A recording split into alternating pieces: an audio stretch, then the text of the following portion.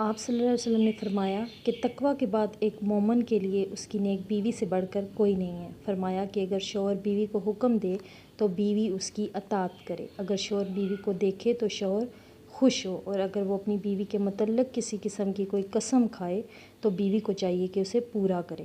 اور جب شوہر کمانے جائے تو بیوی اس کے مال کی اور اپنی عزت و آبرو کی حفاظت کرے۔ یہ سب ایک حدیث میں آپ صلی اللہ علیہ وسلم نے ہم عورتوں کو سمجھا دیا ہے۔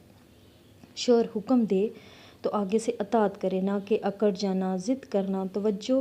نہ دینا، بات ہی نہ سننا، تو ایسی باتوں سے عورتوں کو گریز کرنا چاہیے۔ بات یہ ہے کہ ہر صورت میں بھی ہزاروں صورتیں بنتی ہیں۔ میرا کہنے کا مطلب یہ ہے کہ شوہر کو بھی دیکھنا ہوتا ہے کہ وہ جو حکم دے رہا ہے اپنی بیوی کو، کیا اس کی بیوی اس پہ عمل پیرا ہو سکے گی، اس کے لیے ممکن ہوگا کہ وہ کام کر سکے۔ ایسا نہیں ہے کہ شوہر بیوی کو بولے کہ 24 گھنٹے ایک ٹانگ پر کھڑی رہو، نہ تو مجھے سوتی نظر آؤ نہ کھاتی نظر آؤ، تو ایسی عادتیں شوہروں کو بھی اپنی ہٹا دینی چاہیے۔ ایک عادت جو شوہر کا بھی مسئلہ ہوتا ہے کہ خود اٹھ کے پانی کا گلاس تک نہ پینا، اور کوئی معمولی سے معمولی کام بھی نہیں کرنا، تو یہ عادتیں جو ہیں اپنے آپ سے آپ کو ہٹانی ہوگی۔ اگر اس کے بعد آپ کی بیوی سے کوئی غلطی ہو جائے، وہ آپ کی بات نہ مانے، تو اس میں وہ آپ کی غلطی ہوگی۔ ہمارے نبی صلی اللہ علیہ وسلم نے خود بھی اپنے ہاتھوں سے کام کیے ہیں، اپنے جوتوں کو ٹانکا ہے، پانی پیا ہے، گھر میں جھاڑو لگایا ہے، تو ان کا مطلب یہی تھا